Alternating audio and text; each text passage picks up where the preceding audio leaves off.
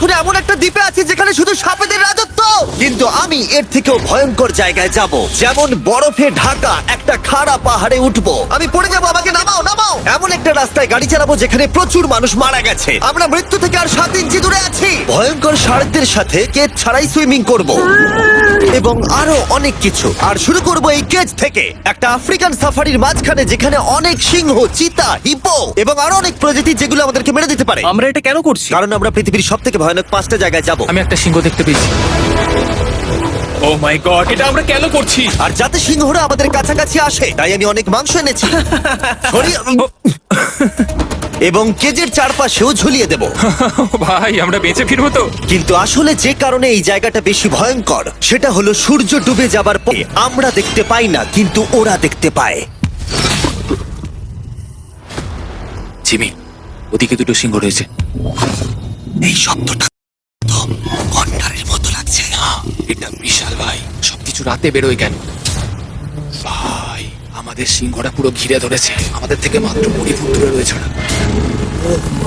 সিংহগুলো আমাদের চারপাশে ঘুরেই যাচ্ছিল। আমরা হয়তো এই ভিডিওটা করতে গিয়ে মারাই যাবো। আর এটা তো সবে শুরু, কারণ এই ভিডিওতে পরের জায়গাগুলো প্রায় এসেই গেছি। হাল ছাড়লে হবে না। আর 10% বাকি।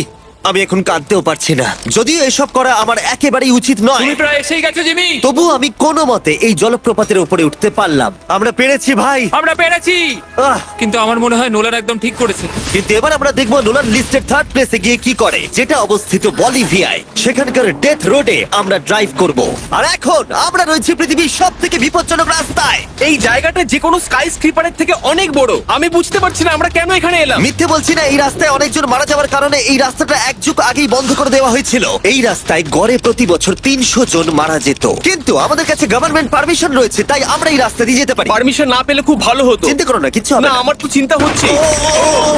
এবার বুঝতে পারছি কেন ডেথ রোড বলে। কিন্তু তুমি এমন চালাচ্ছ জানো এটা খুব সাধারণ রোড। ও। দেখো তোমার জীবন আমার হাতে রয়েছে, তাই তুমি এরকম না, তোমার জীবন আমার হাতে রয়েছে। দেখো স্টিয়ারিং দিয়ে মনে হচ্ছে কেঁপে উঠলো। ট্রেন থেকে হাত সরিও না। আমরা এখন মৃত্যু থেকে মাত্র 7 ইঞ্চি দূরে আছি। আমরা খাদের খুব কাছে রয়েছি। সাবধানে সাবধানে সাবধানে। বলছো নাকি ও মাই flash করছে? গড, আমার লাইফ ফ্ল্যাশ করছে, ফ্ল্যাশ করেই যাচ্ছে আচ্ছা, বারবার। আর যদি তোমরা ভাবো এটাই সব থেকে বিপজ্জনক, তাহলে বলে রাখি আমাদের রাস্তায় আরো 3টে বিপজ্জনক স্পট বাকি আছে। রাস্তা আস্তে আস্তে আরো সরু হয়ে যাচ্ছে।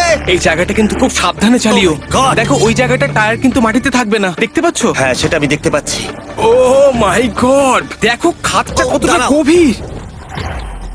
নোলান, তুমি কি একটু গাইড করতে পারবে? অবশ্যই, গাড়ি থেকে নামতে পারলে খুবই খুশি হব। ও দেখো পড়ে যেও না ভাই। এটা কি?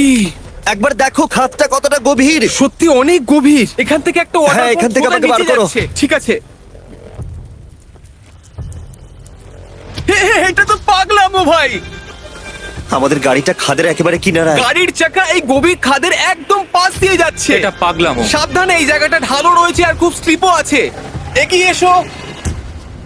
নোলান, তুমি একেবারেই ডিরেকশন দিতে পারো না। আসলে আমি এখন চেষ্টা করছি গাড়ি থেকে বাইরে থাকার। অত ভালো ডিরেকশন আমি দিতে পারি না। তুমি ভিতরে ঢুকে পড়ো, কিচ্ছু পারছো না তুমি। ঠিক আছে। তাড়াতাড়ি বসো, এবার আমি স্পিড তুলবো। নোলান, তুমি কি জানো এই রাইডে কি করলে বেশি মজা হবে? কি? আমাদের ব্র্যান্ড নিউ ফেস্টিভ্যাল স্ক্রিপ্ট